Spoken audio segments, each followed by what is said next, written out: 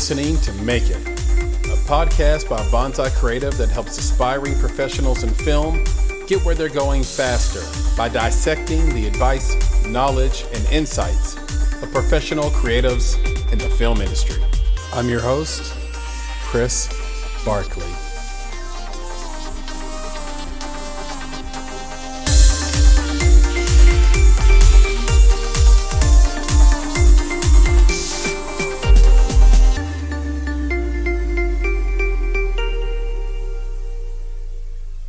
Hi, my name's Kim McCray. Most people know me as Cookie, and we have another Kim here on the call with us. Hi, I'm Kim Petrosky. And some know me, this is Cookie talking, my nickname, from my freelance film career. I started in 1998, ended around 2013, opened a SAG-AFTRA boutique talent agency, McCray agency. I rep union and non-union actors. But I'm really thrilled and honored to be here with Kim and you again, Chris. Hi, I'm Kim Petrosky, and I'm honored to be here with everyone. And I guess I've been in the business about 20 years. And currently what I'm working on, I'm actually oddly working on a couple of SAG commercials, which I haven't seen one of those in a while here. And I'm working on a hybrid documentary. And you don't really get a lot of casting directors on documentary, but I'm thrilled to work on it. It's just a really exciting little project. And that's what I'm doing currently. Kim, Cookie McCray, and Kim Petrosky, welcome to the Make It podcast. Thank you, Chris. Of course. And Cookie, you've been here before. Kim Petrosky, you have not been here. You've been here. You're joining us here for a very special conversation. And I want to give the audience a little bit of background on you. So I'm going to read from your bio a little bit. So this is for Kim Petrosky. As a casting director, Kim Petrosky has a proven track record with over 15 years in the business. I suppose that's 20 now. She has been involved in casting for over 40 theatrically released films. As a commercial casting director, Kim is unparalleled. She has cast hundreds of national commercials, working with the top commercial directors and ad agencies in the world. Kim is a member of the esteemed Casting Society of America. Among her notable past film credits are The Green Mile, The Last Castle, The Help, Patch Adams, October Sky, and the highest grossing among those, of course, is The Help, with around $170 million in revenues and growing. She was also notable. She also has a notable credit for the TV series Nashville as well. So I want to get the audience a little familiar with you, Kim. And what we'll do is, because both of you guys are ladies, I should say, are named Kim, I'm going to call Kim McCray Cookie, which is her famed nickname. And I'm going to call you Kim Petrosky Kim. I might slip and call you Kimmy on accident, but we'll delineate that way. And so just to start out, before I go in deep with you, Kim, tell us how you know each other. So, Cookie, why don't you give us the story of how you two know each other and why you would be here on a podcast together? How did this come to be? Oh gosh. Okay, here we go. Kim, are you ready? Yes. Wasn't prepared for this one. Well, my nickname is Cookie because of Kim. I'd actually like to know how I got the nickname Cookie, because that was a question that was thrown at me on the first podcast, and I didn't have the answer. I think it was Mr. Owens, but I didn't know why Cookie. I understood that basically Kim got me my first job in the industry on October Sky in 98.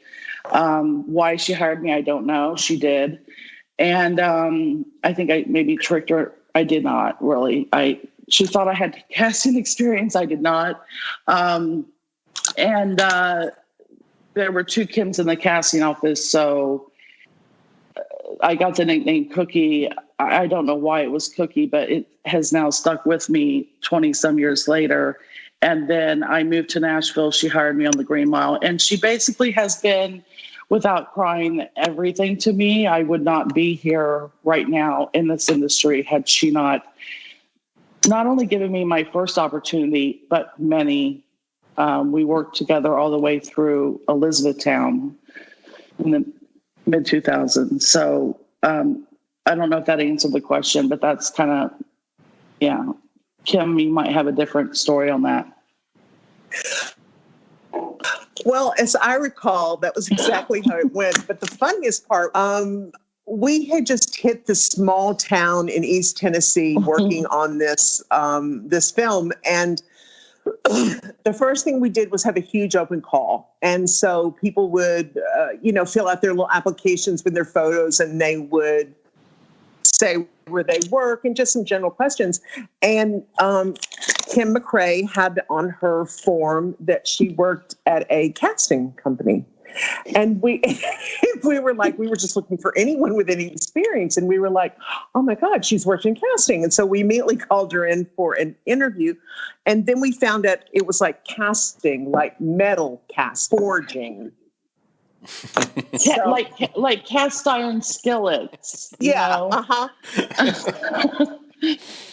And the name Cookie came from, Mr. Owens, who is a tremendously long-term friend of ours, and one of the most creative humans on earth. And he came up with that because it was sort of like a Girl Friday thing. It was like, that was, if your name was Cookie, you were a quick, fast, hot secretary assistant type, Yeah. And there you go. Now I know. Apparently that was you. Yep. So yes, we were tricked by the casting forgery aspect. So that was it. I love that. I love that story. There's just something perfectly film about that story, especially the part where there's a mistake on the word casting, where there's sort of a double entendre there. And there's something about how the universe pushes people into certain places, just simply in this sort of very quirky way. And I love that story. Kim, you went to the University of North Carolina School of the Arts. Was casting really your first love? And if not, No. What was it? And how'd you get into casting? I did that thing where I was really into forensics and drama in high school. And so then I started searching for a university to attend, like we all do in our junior year. At least that's when I started. And I just was going for theatrical arts because, there are no casting schools. There were no casting schools. If there are now, it's really pointless because you can't learn casting from school. But I toured like Carnegie Mellon and Boston University and the North Carolina School of the Arts. And frankly, that school really tore my mother up the most as far as the random and casual aspect of it being. It felt like a technical college, to be honest, because these were people that were actually working in theater. These were people that were actually doing theatrical arts. And that's how it sort of started, was that program there. And I just thought, okay, this place is the most bohemian and frightening to my mother, so that's where I should go. So that was that choice, okay? Right. I love that. So were you mentored? And if so, what advice or guidance do you still use in your career today? You mean mentored as a casting director? Yeah. Yes. Right from university, I immediately moved to New York City. Okay. Because that makes a lot of sense. I had a garage sale. I made $1,000 and I got my little 2-seater sports car and drove to New York. Okay. Mm-hmm. I had no place to live, nothing, but it just, it made sense. So that's what I did because that's where I wanted to live. Clearly my parents did not care if I ever made a living by allowing me to go to that school, et cetera, but that was okay. And I started working on an off-Broadway play. And then I started grant funding for a little tiny filmmaker, Barry Markowitz, who actually, I think he did The Apostle with Robert Duvall, and he's done a couple other things. But anyway, I worked for him for a while, slowly slid into the fact that I needed to pay my rent. And so I started working at a little shop on the Upper East Side. One of the people that worked there was Susan Shopmaker, still one of my best friends on earth. She was a casting director, and just sort of slid in with her and became an assistant to her. And we did a lot of that's when indie films were actually indie films, in New York City. And we did a lot of low budget indie films and did a lot of incredible casting, a lot of street casting, some great wild stories. And that's who really taught me everything I know. Now, if you ask her, she would say, I taught her everything I know. But that's, be that as it may, that's how it started. Is there anything that you still use today that applies back to those sort of guerrilla times of indie films in New York? Is there anything that you take from that experience to what you're doing today? Yeah, I'm going to tell you what I don't take. We don't roll up on the Lower East Side and start handing out cash from the trunk of our car, paying actors non-union. We don't do that. But I think it's simply, I guess, so much of it was so much more organic then than it is now. It's a lot more. I'm not saying it's a lot more organized, but for that moment, it just felt a lot fresher and.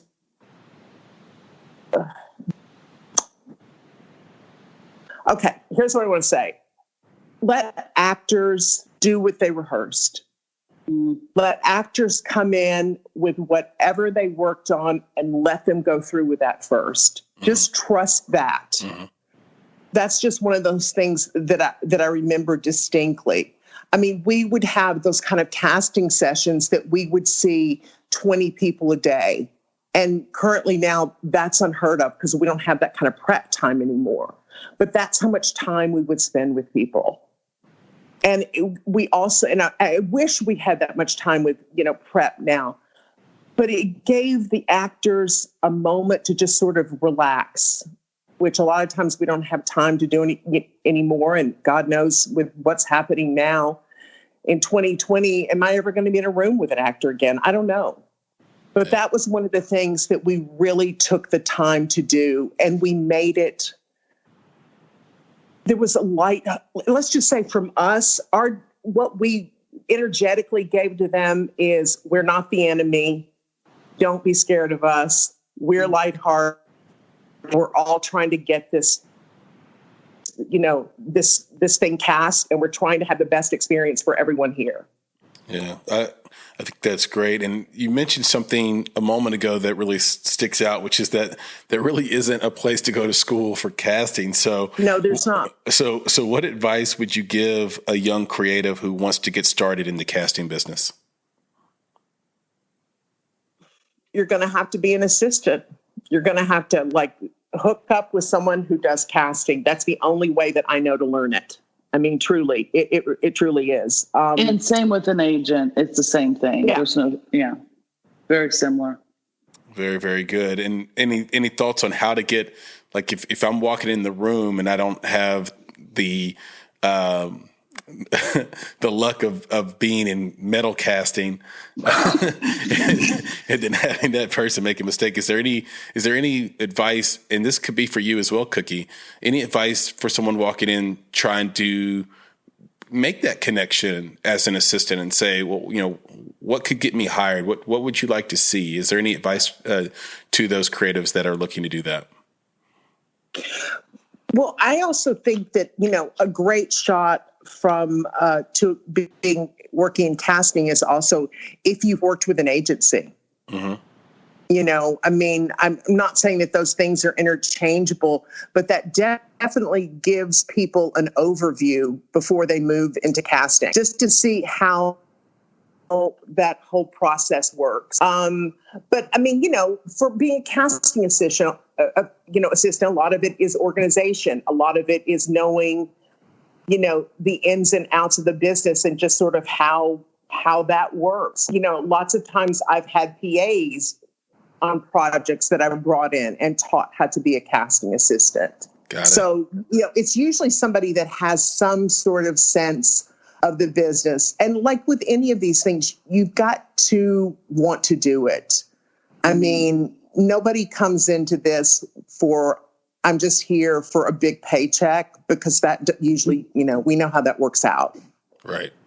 Yeah. So basically the best advice is be prepared, know your business, and come ready to work. So there you have it. And also, it's, and the thing about casting that's just a little different. I mean, my job requires a deep understanding of psychology, truly. Let's see, artistic taste, just a level of knowing actors, knowing different styles of directors. I mean, there's a lot of background. So there's a lot of that just basic film school stuff that also would parlay into being an assistant. Now, being a casting director is a bit more. I mean, it's not just. I mean, that's the reason it boggles my mind when I see all these projects that are trying to, cast pictures and films without hiring a casting director. Because I always wonder what happens when it gets down to the negotiations. What happens when it gets down to working with agents?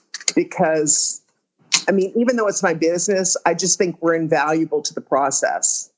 It's not just let's get a group of friends together and we know we can act. So, well, that is perfect timing, because I'd like to segue into a different part of the conversation and maybe the meat of why we're all together on this call today, because there are some trends happening around agencies and casting that seem to be pretty poisonous or potentially poisonous and toxic.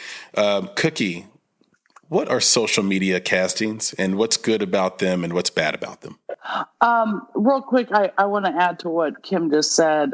Sure. One, we should know, Kim, it's safe to say you're overseas, hence the connection issues.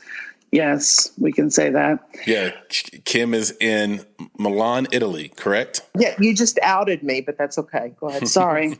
Well, we can work from anywhere now. So, I could be, wherever, whatever. Anyway, and also to add, she brought up that psychology part of it. I believe that you have to be, I think, highly intuitive. Kim, correct me if I'm wrong, but I think on October Sky, my very first job, I knew nothing about the industry. Kim taught me, so much. And I believe about 3 weeks out from finishing the film, she and Mr. Owens were like, we're going to do Patch Adams. You're in charge. If I'm not mistaken. God, that's right. And I'm like, wait a minute. I started out filing, so I guess I'd proven myself. I was organized and, intuitive and all of those things you need to be in the casting world.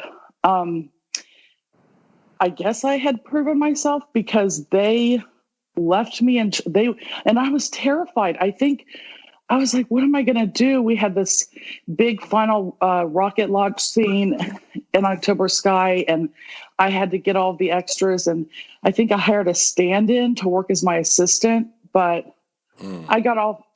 Isn't that right, Kim, though? You Yes. left. It was yes. Interesting, but I don't know if you would have left. I think maybe you would have brought in someone else. I don't know. I just remember feeling, someone believes I can do this. You were the best assistant I ever had. How many times have I told you? Can I tell you how many times I've had to say, we need a cookie in this office. You know what I'm saying? Still to this day, there was no one that was like you. Well, I don't know. I don't know about that, but thank you. But yeah, I just remember that feeling of, oh my God, wait, they're going to do another movie. And I'm here. What? I didn't know what to do. But anyway, to social media castings, you asked what's good about them and what's bad. Yep. And what are they? Just to let the audience in on this.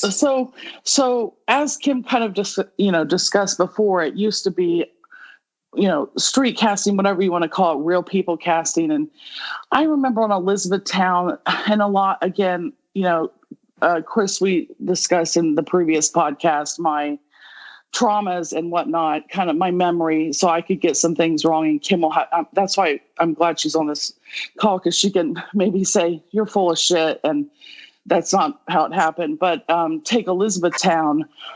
I think there was this boy, and Cameron Crowe would be like, I think he was like, there was this kid, and I saw him on a bike, and I want him in the movie. Cameron loved faces, and he would handpick people, and so Kim and I are like desperately trying to find this boy or something. I just remember we ended up getting some kid and threw him in kind of how Cameron described him, like in a red hat and a blue shirt, if I'm not mistaken. Kim, did I just make that story up? Clay Thistleway. You did not. That's him. Go ahead. Okay. So anyway, having said that, that's how it used to be, right? And there was a lot of love behind it. Cameron cared about every single person on that set. And thankfully, a lot of great directors still do, right? And some of those stories Kim, told about paying that all happened. And on Green Mile, I would make my rounds to specific colleges here in Nashville and pick up guys in my car that I didn't even know and drive them to the old state prison. But today, because of course internet or social media wasn't around back then. Today, these Facebook castings have started popping up. So there are several, and I monitor them. I believe many casting directors and agents do. And it's just an easy way to find people instead of going out and doing the work, right? So they'll put up a posting at, say, Nashville Casting Call. I don't want to call any. There's several of them. And they're going around a casting director and an agent for a reason. And these actors who maybe have a few credits or just maybe don't at all and want that experience, they'll just jump at, say, they'll see this $500 number, $500 for the day or whatever, and not understand that they're signing their life away to a major corporation, say, I'm going to make something up, Microsoft, Apple, or whatever, and end up in a commercial and they own their likeness forever because they don't put the details. It's just, Kim can say it better. In my opinion, there's really nothing good about them. They're dangerous. They are weakening our market. And I don't think it happens in other markets. I think the Facebook pages in other markets are used for, we're doing a short film, no pay, but and that's fine. I don't have a problem with the short films. It's the commercials and things that can really damage an actor's career. And it's just a cheap way to get around hiring a casting director and going through agencies. Well, I think a good excuse, and I should just say an excuse that people will have and talent will have is that, hey, this is 2020, this is COVID. And, Kim just mentioned that, hey, I don't know if I'm going to be in the room with an actor again anytime soon. And there are actors that are afraid they'll lose work if they say, call my agent. So what do you think has changed? Has it changed forever? And why do you think it's just the sort of Southeast market and not happening in LA and happening in New York? I don't even think it's just the Southeast market. It doesn't happen in Atlanta. I haven't seen it happen in Charlotte. There's something distinct. I've got to say this, and there's something distinctly different about Nashville and the way it started in doing film and commercials. Nashville started with music videos. Mm-hmm. And that's a whole different type of production. Mm-hmm. And just like that sort of sensibility has carried through. It's to commercials, and now it's carried into some sort of film, some types of filmmaking. A lot of producers are aware that you can shoot cheap in Nashville, and that's a lot of producers coming in from out of town. And that's not the Southeast. That is specifically Nashville. And that has been told to me more times than I that was the reason they came to Nashville. Got it. Cookie, what do you think?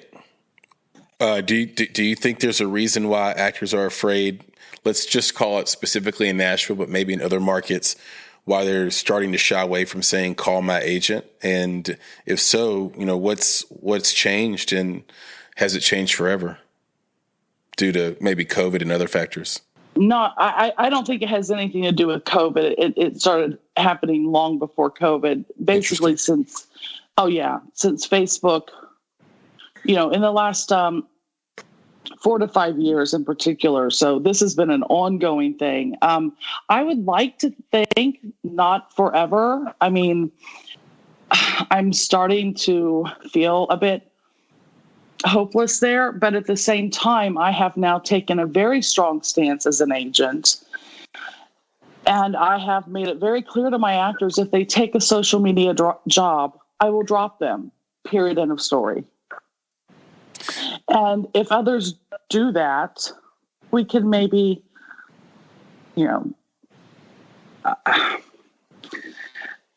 I don't know. People are always going to come here to film. They want to. They Kim can attest, out of state produce or they love shooting in Nashville. They love coming here for whatever, maybe just to eat hot chicken. And no, we have a great crew base here, and we have a great crew base, crew in talent pool. But it's specific to Nashville. And I think the other thing would be in regards to, are they afraid to call their agent? The old saying, there's a great French series that's actually called Call My Agent. Everyone should watch on Netflix. But yeah, maybe. But I think it's more, I question where they're learning the business. Because if they understood the business, they would know not to do that anyway. The first thing you do is call your agent, in this case, email. Right.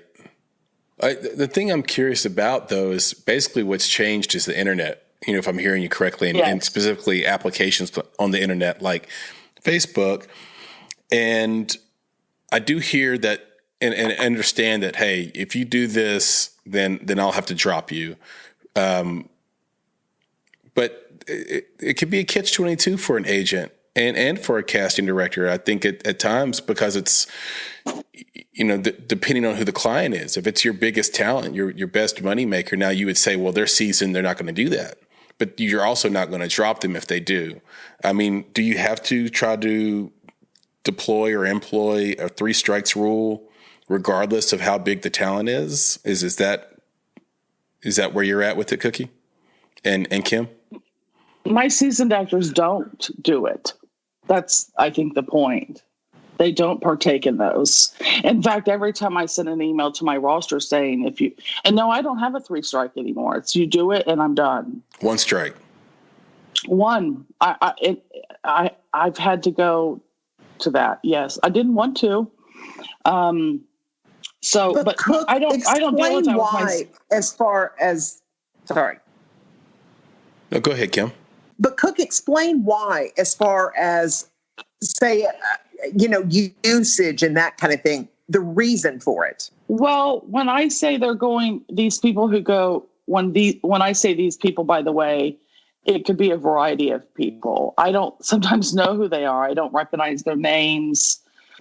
It's just some random person posting saying, we need models and it'll be a lot of fun and $50 an hour, blah, blah.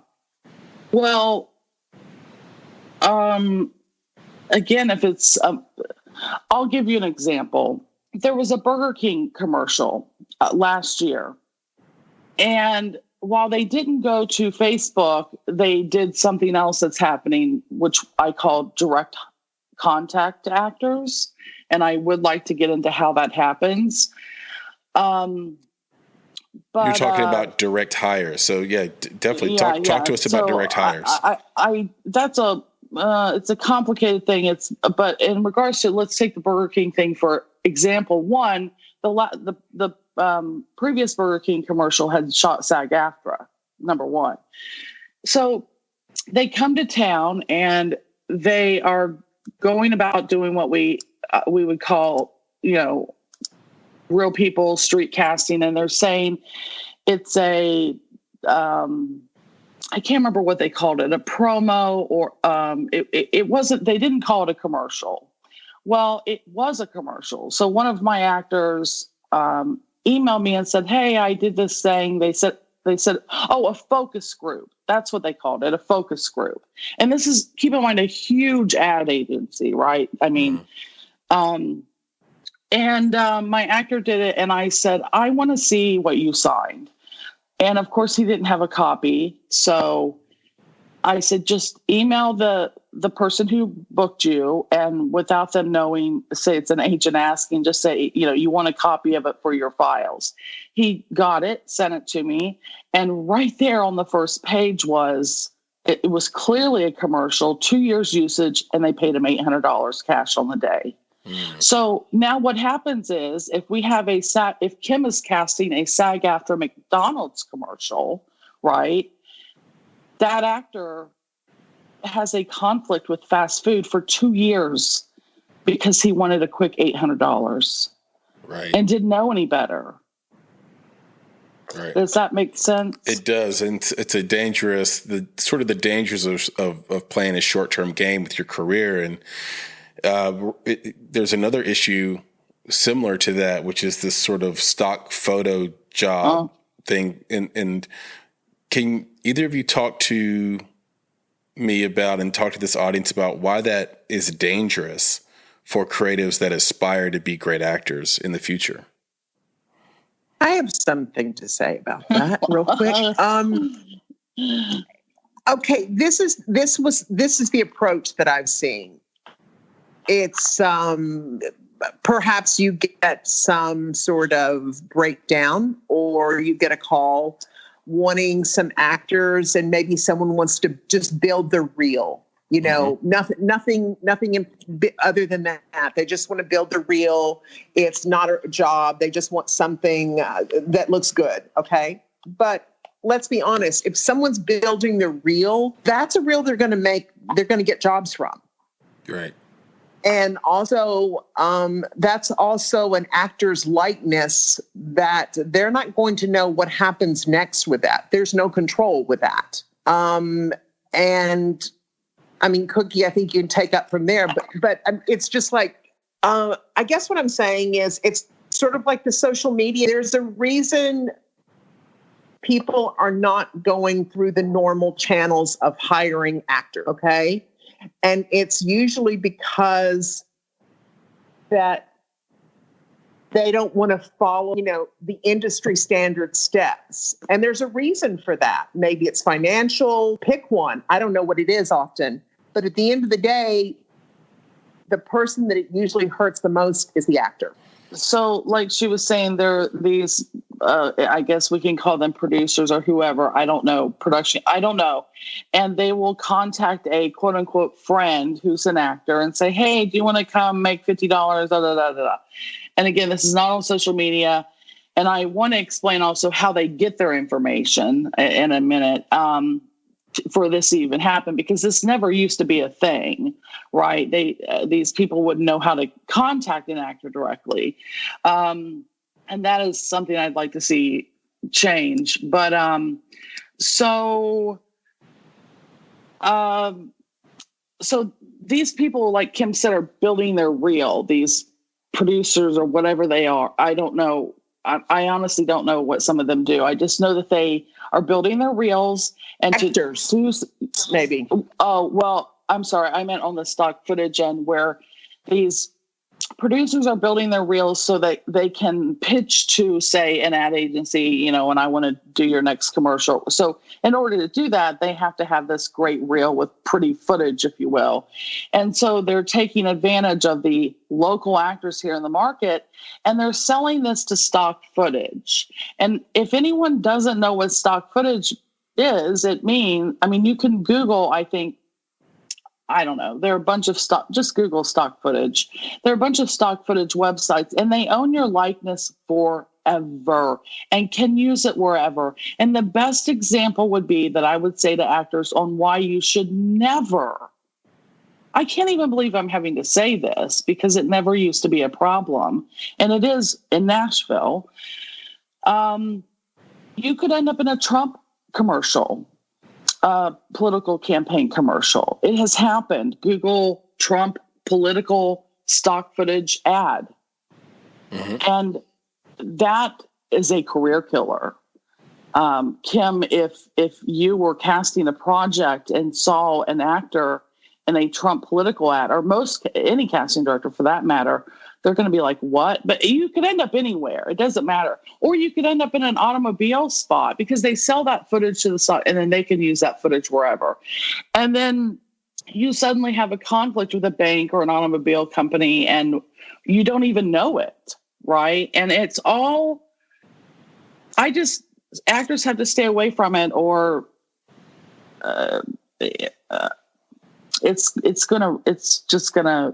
we just look bad. It makes us look immature here in our market. It is embarrassing. It never happened before. This is a new thing. Yeah, it's pretty fascinating. And it seems like it's born of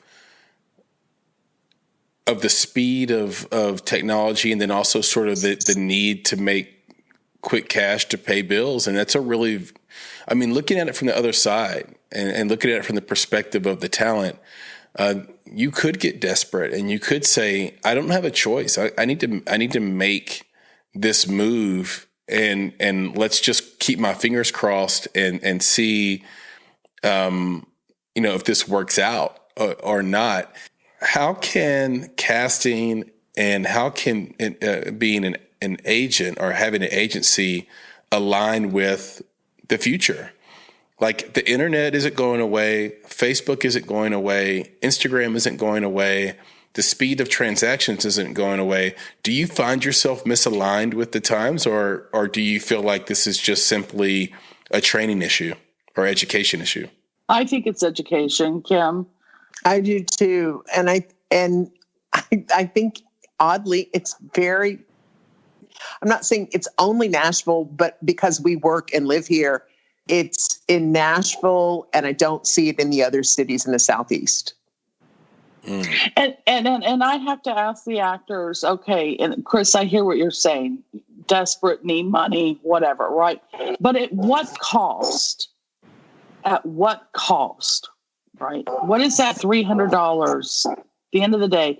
To give you an example, I had actors in a SAG-AFTRA National Bank of America spot over a year ago.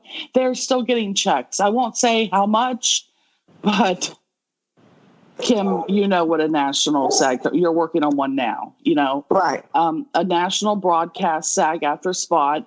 People have been known to buy homes from that money or a new car and pay cash. So what is that $300? At what cost is it worth it?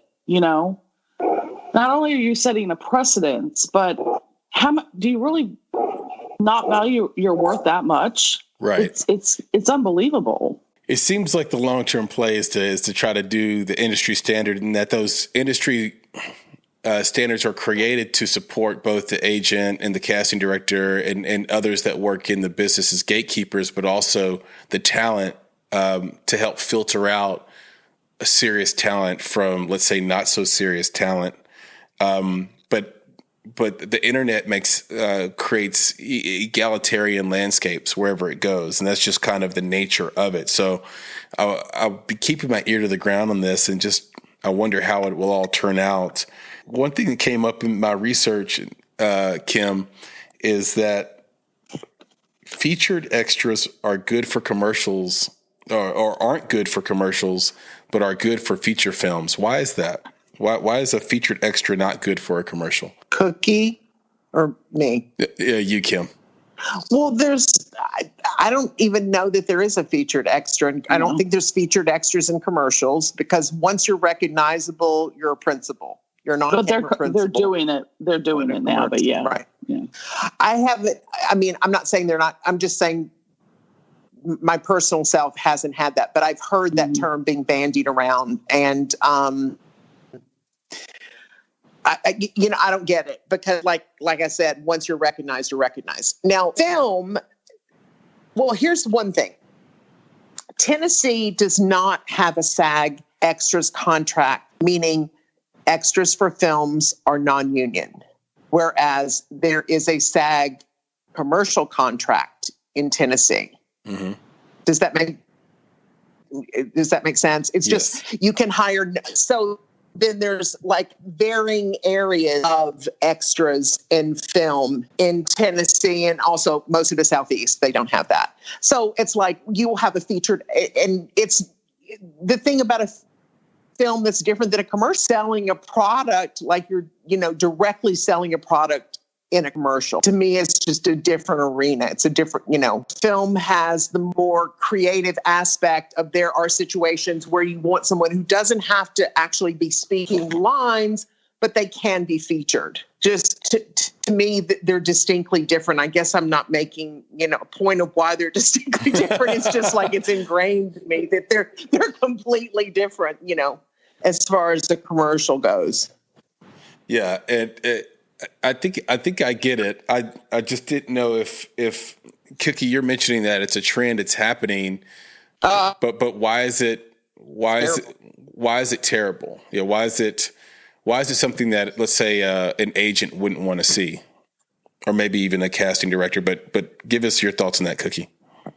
Well, one, it's not going to happen on the SAG-AFTRA commercial. I need to make that clear, because once they become, if they're seen, they're upgraded to what we call an OCP, an on-camera principal, and that brings them into a whole other tier, a whole other rate, etc. So now I'm getting breakdowns, and it'll say and these are non-union jobs. Principal 1,000, featured extras 500, extras 300. And I just automatically go back and say, okay, here are my selects, or, I'm pitching actors for the principals, but not the featured extras. And I have a template email at this point to tell every producer and production company in town why there's no such thing and never has been, because once you're featured, like Kim said, once you're seen, she just said it's a product. You're attaching yourself to a product, whereas a film, it's a one-off. Number one, you're just, a lot of extras fight to get, closer to the camera, right? And that's fine. Great. You're standing next to, Tom Hanks. I don't care, whatever. And but with commercials, if you're featured, it's not a good thing, because then you're attaching yourself to that product, and it takes you out of the consideration for future products. I use that Bank of America example. So if you work as a featured extra on a bank commercial that's not SAG-AFTRA, and you're making a featured extra rate of $350, and a SAG-AFTRA Bank of America commercial comes around, they're not going to want someone with a conflict. Right. And you now have a conflict by doing that. And then the other thing I wanted to talk about real quick in regards to the direct hires, I would like to say, if producers here in town are listening to this, when I was coming up in the business, after casting, I was that person. Kim remembers that AD doing call sheets. Call sheets are very different in the film and TV world, as you guys know. You've got a character number, the actor name, and the character name. Okay. And on commercials, it used to be the actor's name, the actor agency, and the agency number. And I'm not sure why it changed. I'm not sure. Maybe at some point someone was like, oh, it's just easier if someone's running late or we're behind at this location. We'll just text the actor real quick. Well, they have their information. We've already sent production their information. They've got it in an email, right? It doesn't need to be on the call sheet. So what's been happening over and over is you've got call sheets floating around on hundreds and hundreds of commercials and music videos with the actor name, the actor's email, and the actor's phone number. So if a DP is on a commercial and was like, oh, yeah, I love that actress from that blah, blah commercial I did, they'll just reach out to them directly. Hey, I'm doing this other spot. Would love to have you in it. And completely take us out of the loop. Right. And so we have no control. And that's over education. Yes, completely. And we have no control into what they're walking into. And I'm going to go ahead and use an example, and I'm just going to use it. I'm going to give a generic example, but because sometimes it can appear to work out. And now I'm going to explain what an agent does to protect the actor and why these direct hires, when you don't have an agent protecting you or a casting director in the background fighting for you, because that is what I should note, by the way, Kim does so very well. A great casting director loves actors, fights for actors, whether it's a commercial, a film, whatever, right? Mm-hmm. And so now when they're not hiring casting directors, I'm finding myself in these positions where, okay, this DP from this shoot, I'm going to use this pharmaceutical company as an example. The DP reached out to me. He's going to be a DP on this big pharma commercial that's coming. They're shooting in multiple cities and they want to use us. And I said, okay, loop me in. That's what I tell my actors from here on out. And, I will drop you unless you loop me in. So they loop me in. It's like a 20-page release. And on the first or second page, I wish I could make this up, but I'm not.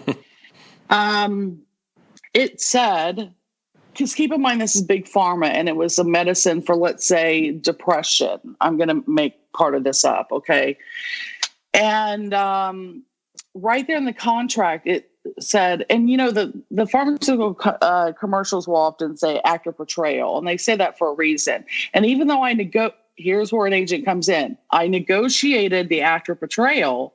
There was still a clause that I wanted removed, which stated, as long as the commercial was running and the usage was a year up to 3 years, they could not participate in any theater from Broadway to community, film, television, any medium, any character committing a crime, potentially committing a crime, someone say, quote unquote, off their meds. So I'm talking to the lawyers at the ad agency, like, what is this? Right.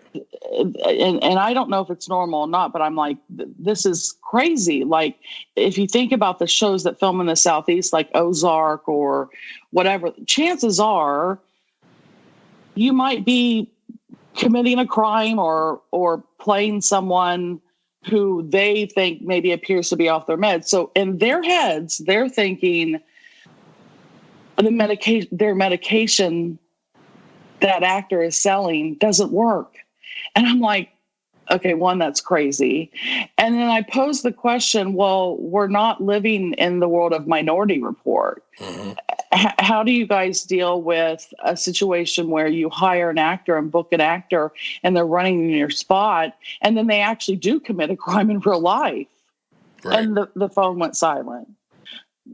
But do you see what I'm saying? So if the actors had not looped in me, if they don't loop in their agent, and the agent has no idea what's going on, and they don't have a casting director protecting all of that from the beginning, and they go do that on their own, think about what they can't do for up to 3 years. That's a lot of work they're missing out on. Yeah, it's a huge problem. And I unfortunately I'm not sure it's going to get better anytime soon. But it also could get worse for the contracting side as well. I often think about what the enforceability of a contract is when you enter into an age with AI machine learning deep fakes and images and voice simulation, etc., where you can make someone do a crime or seem to have done a crime. You can make someone and implicate someone in a behavior that is antithetical to their contract terms, and they will have to try to work to, to clear their name. We're entering an era of permissionless leverage by someone outside of your circle, and so I think. There's a lot to this coming up in the future, and it's a really important thing to be bringing up for sure. Last quick question before I ask you where everybody can find you on the internet, on social media. Kim and Cookie, you both have kind of mentioned general location or SAG-AFTRA, commercial versus film. We've talked about this sort of dichotomy a lot. I'm curious from you, Kim. You've done both general location casting as well as being the casting director on some of the films that you've worked on. What are the differences between, for someone listening, what's the difference between being a general location casting director versus being a casting director on a feature film? Basically, if I'm doing regional or location casting, usually the leads have already been cast and then I'm hired. Usually at least the top 2, 3, 4, 5, 6 leads and they're usually cast, of course, out of New York or LA. Mm-hmm. And then the project is going to shoot on location and I do the rest. Now, what's happening a lot with projects that I'm doing is that I'm the principal casting director, even though we're shooting in Nashville or somewhere in the Southeast. And I am also hiring the leads from generally Los Angeles or New York. We still work in a business where many of the leads are cast there. And I am able to do that by remote casting, self-tapes, and then, of course, arranging, Skype sessions with directors, producers, that sort of thing. So I hope that answered your question. But that's really the main difference. And, over the years, we've seen that change. I mean, I remember when I first started working in the Southeast in Nashville, I would go as a location casting director. I would go on location. I mean, I spent 3 months in a prison in, South Carolina working on a film because that's where our offices were and, in a prison. So, and the cool thing about that was, and I wish, of course, we had some of that, is you're on location every day working with the director. And so, you can't replicate that anymore because, of course, the business has changed a bit. And, now I sound really old when I talk about those things. But, those were really interesting times for a location casting director. Of course, an LA or New York principal casting director would never go on location. But we got, the gift of being able to do that. Yeah. Yeah. I think some of these things don't need to be revamped and that in-person touch, you really can't duplicate it. And there's something magical that happens. So I don't think you're aging yourself at all. I just think that you've sort of seen it both ways and you have a preference. And I think that's perfectly fine. Yeah. I mean, like Cookie was talking a little while ago about like Christopher Columbus, help me, the best producer, Cameron Crowe. And Cameron Crowe came in and did the callback sessions with me and ran the bloody camera. I mean, how freaking adorable is that? He ran like a teeny tiny little consumer, little shit camera of ours on a tripod, and he wanted to do it. It was the best callback sessions that the actors in Nashville have ever had. They were walking out of the door going, "Oh my God, I cannot believe this is happening." That sort of thing. I've also been in the room with Milos Forman and Woody Harrelson and Courtney Love and Milos Forman trying to run a video camera, and he didn't know how to, and probably still doesn't. Okay. So, and Kim, what is this light? Where's the light? And bizarre. Anyway, Kim, we remember the Marty Cherrick's Bob Redford story. Yes. There was something magical, and I'm sure for you, because you did it so much and still do, going on location. Yeah. I mean, I will say, Chris, a lot of the elegance is gone. I will say there was a sense of respect. There was a sense of elegance. There was a sense of everyone on set. You're doing what you want and you're making a reasonably good amount of money and doing what you want. Now, what businesses do you ever get like a huge group of 125 people working and they're pretty much doing what they want to do? Yeah, that it's a doesn't beautiful happen thing. that often. Yeah, that doesn't happen that often.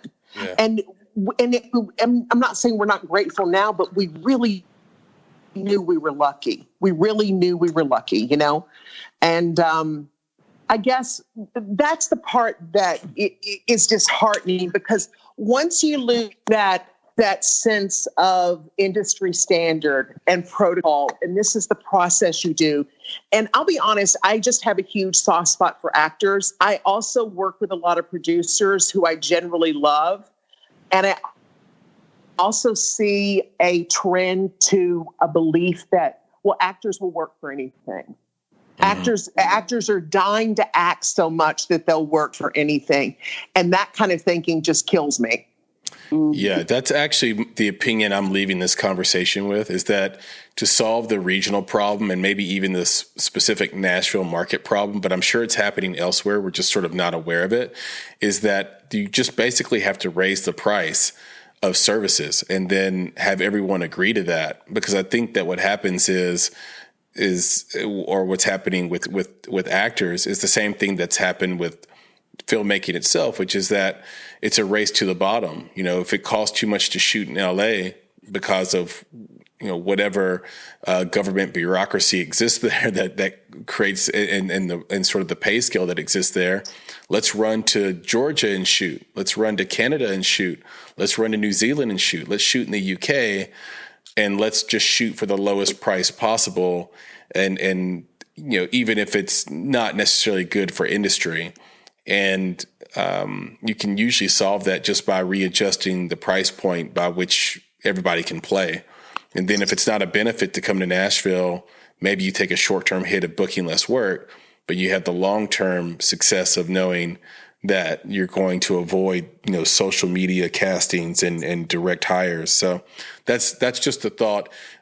Ladies, this has been so much fun. I've really enjoyed it. This is an important conversation, and I'm so proud that you both chose the Make It podcast to sort of speak about it. Cookie, tell everybody where they can find you on social media and on the internet. It's McCray Agency across the board except Twitter. So Instagram, Facebook. What's the other? Oh, website, McCray Agency, MCCRAY Agency. That's wonderful. And Kim, tell everybody where they can find you on social media and on the internet.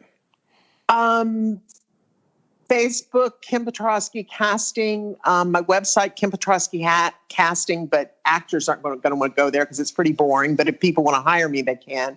And, Instagram, sorry, it's a lot of pictures of Italy and food and monkeys. So that's probably not going to help anyone. But again, it's Kim Petrosky across the board. So that's wonderful. I do what I can, Chris. I do what I can. I think we all get on Instagram for pictures of food, Italy, and monkeys. That could be the tagline for Instagram, in my opinion. I'm totally envious of you right now, Kim, being in Italy. I think it's such a beautiful place, and all my time that I've spent in Europe in the past, I have the fondest memories of. So can't wait to be back there. Can't wait for travel restrictions and bans to be lifted. And Cookie, you're such a wonderful, wonderful steward of the film community, especially here in Nashville. And you've been so wonderful to me and the podcast. So thank you again for joining. And ladies, have a wonderful day. Thank you, Chris. Anytime. And hopefully we'll get to see each other in person really soon. Thank you so much. This was so much fun. Yeah, I agree. These are fun conversations, and this is why we do it. So hopefully everyone out there listening learned something today, and we can make an impact with the information. Yes, okay. Indeed. Let's hope so. All right, ladies. Talk to you soon, and thank you so much. Yeah, Chris, have a great day. Thanks so much. Thanks, anytime. Chris. This was great. Ditto. Bye, ladies. Bye-bye. Bye. Bye. You've been listening to the Make It podcast. To find more information about this week's topics, including links to relevant blog posts, projects, and indie creatives, please visit our website at www.bonsai.film. If you haven't already, you can join our podcast community on Apple Podcasts or the podcast app of your choice by searching for Make It Bonsai Creative, and the show will pop right up. You can follow us on Instagram and Twitter at _Bonsai Creative and Facebook by searching for Bonsai Creative. And of course, if you're looking to take a big step towards your filmmaking success, go to www.bonsai.film and click on Book Us to schedule a free discovery meeting and needs assessment. You have everything to gain. Until next time, be better, be creative, be engaged, and thank you for listening.